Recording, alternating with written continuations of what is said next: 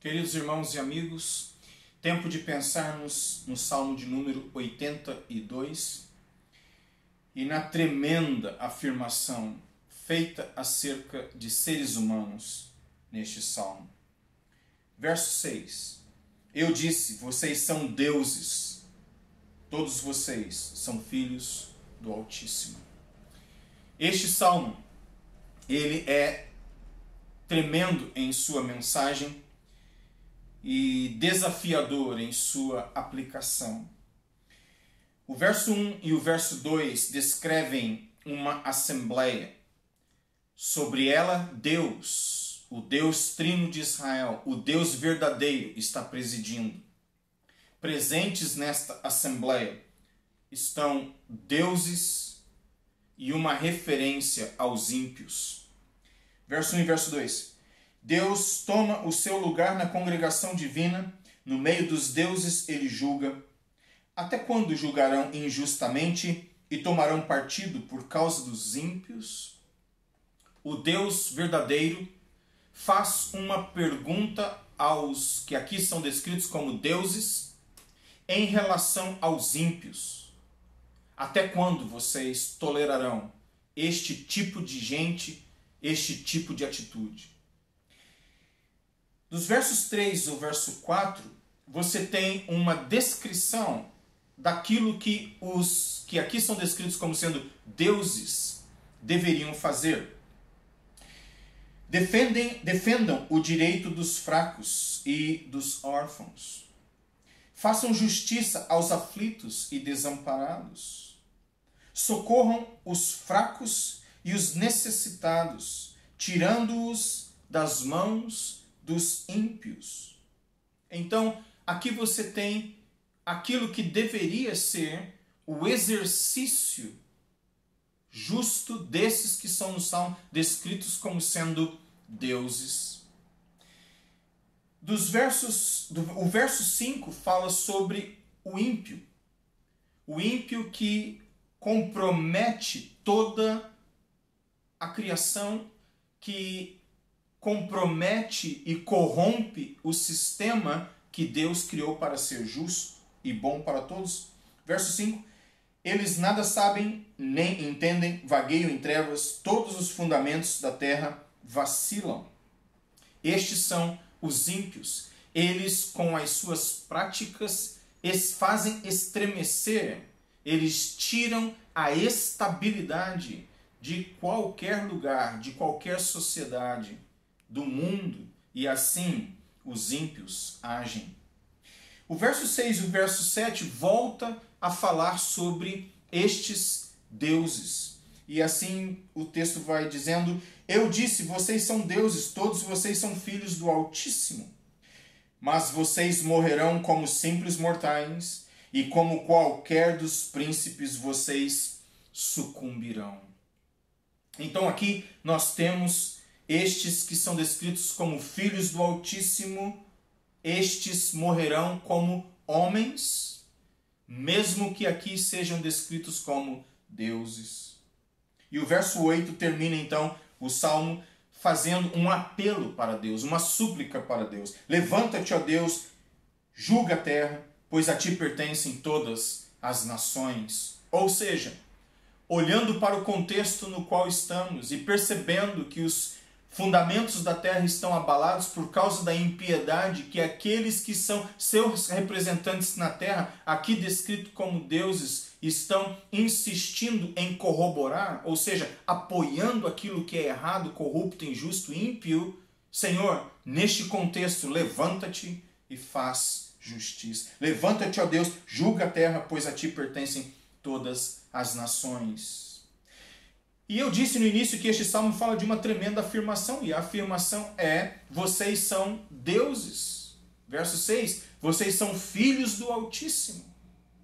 E aqui então nós temos que fazer uma pergunta: quem são estes chamados deuses? Derek Kidner, em seu comentário, levanta 3 hipóteses. Primeira delas, que este texto estaria falando, de acordo com alguns, sobre deuses pagãos. A segunda hipótese que ele levanta é que estes deuses descritos no Salmo estariam falando sobre demônios. E, em terceiro lugar, sobre pessoas, mas não qualquer tipo de pessoa. Pessoas que foram colocadas por Deus para o exercício do juízo sobre o seu povo e o que ele espera seja a justiça em toda a terra.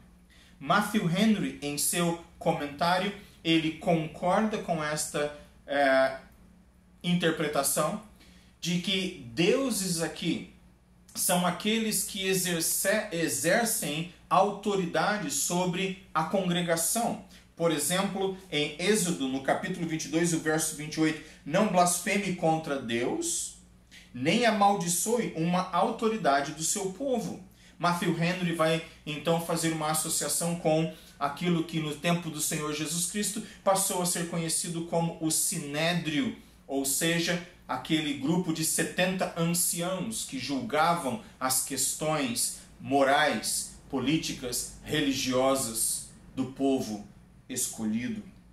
Estes que são descritos como príncipes, como líderes, como juízes, são também aqui no Salmo tido como deuses. E quão extraordinária é esta expressão, considerando que a Bíblia é monoteísta, ela fala de um só Deus, o Deus Trino de Israel, Pai, Filho e Santo Espírito. E quão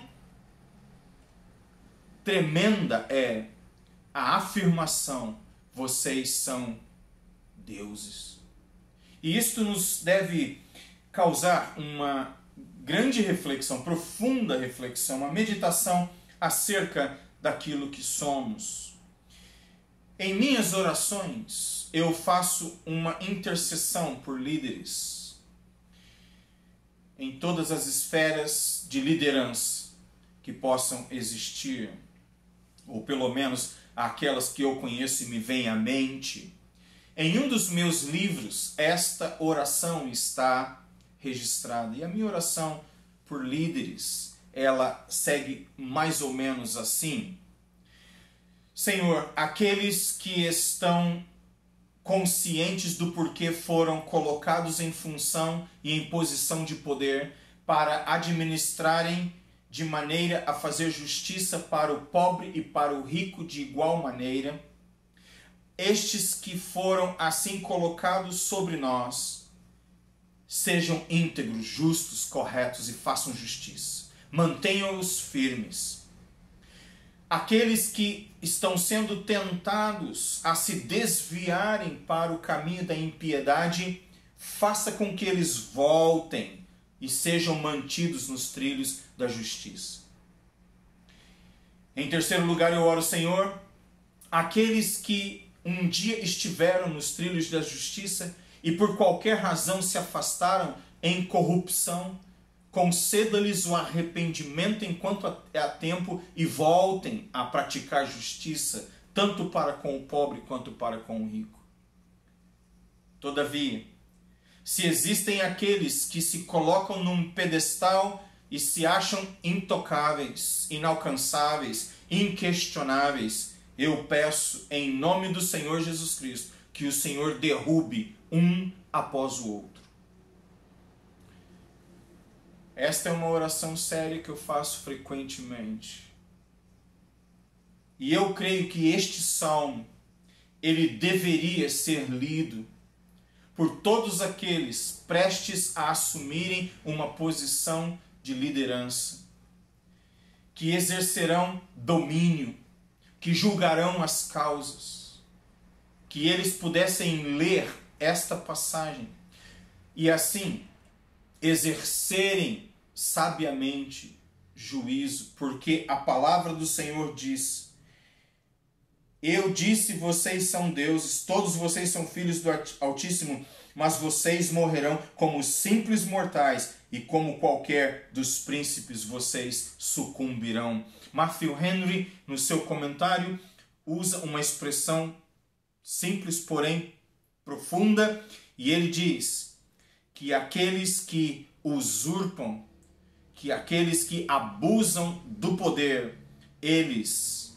terão em suas mortes, e a morte faz com que eles, as suas espadas e os seus cetros se tornem comuns com as pás que cavam as suas próprias sepulturas. Em outras palavras, acima deles existe o Deus Trino de Israel, a quem todos prestarão conta e que exerce juízo sobre toda a terra. Mas ao pensarmos no Salmo 82, visando para outros que exercem liderança, eu acredito que o Salmo 82 deve ser lido e aplicado à minha própria existência. Eu quero propor a sua existência também. Porque, num certo sentido, nós estamos na responsabilidade, no domínio da nossa rotina, das nossas decisões, dos nossos relacionamentos. E a pergunta que eu faço a mim mesmo é: quão fiel, quão justo, quão santo, quão amoroso, quão humilde, quão compassivo eu sou em minhas atitudes, em minhas ações e reações, em tratar o meu próximo e tratar a minha própria vida em função daquilo que os teólogos descrevem como sendo o imago Dei, ou seja, a imagem de Deus em minha vida. Porque Deus, ao criar o homem, concedeu-lhe o privilégio de carregar a sua imagem e semelhança. Então, no meu dia a dia, na minha rotina, quanto da imagem, da glória de Deus eu reflito? Então, este salmo não é somente um apontar de dedos e um lembrar de responsabilidades para aqueles que são reis, que são príncipes, que são juízes, que são presidentes, que são líderes de qualquer esfera e em qualquer âmbito social, religioso, militar. A questão é também quão fiel eu sou a este texto em termos de refletir a glória de Deus na responsabilidade de ser chamado Deus, Filho do Altíssimo. E o Senhor Jesus Cristo chama para si esta aplicação em João capítulo 10, 34 e 35. Ele se coloca como o grande eu sou.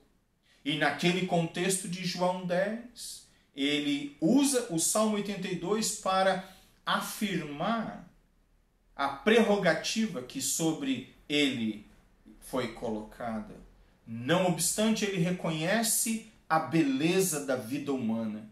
E este salmo para mim é tremendo porque ele fala deste tremendo investimento de Deus em nossas vidas. E nós devemos viver todos os dias e exercer as nossas funções, quaisquer que sejam os níveis de influência nos quais estejamos envolvidos, com a santidade, com a dignidade, com a beleza com a qual Deus nos preparou para fazer. E assim refletirmos a grandeza do caráter divino e da vocação celestial. E eu quero terminar lendo para você uma passagem da segunda epístola de Pedro, no capítulo 1, no verso 4. Por meio delas, ele nos concedeu as suas preciosas e muito grandes promessas, para que, por elas, vocês se tornem coparticipantes da natureza divina, tendo escapado da corrupção das paixões que há no mundo. E aqui eu quero deixar contigo essa expressão que está bem no centro do versículo 4 de 2 Pedro 1. Para que, por elas, vocês se tornem coparticipantes da natureza divina. E a minha oração é que a cada dia nós possamos viver a dignidade do Evangelho, a dignidade e a beleza de Cristo no poder do Espírito, para a glória do Pai, vivendo vidas que expressem a consciência da tremenda vocação para a qual foram chamados. E que para este fim, o Deus Trino de Israel nos ajude. Amém? E até a próxima.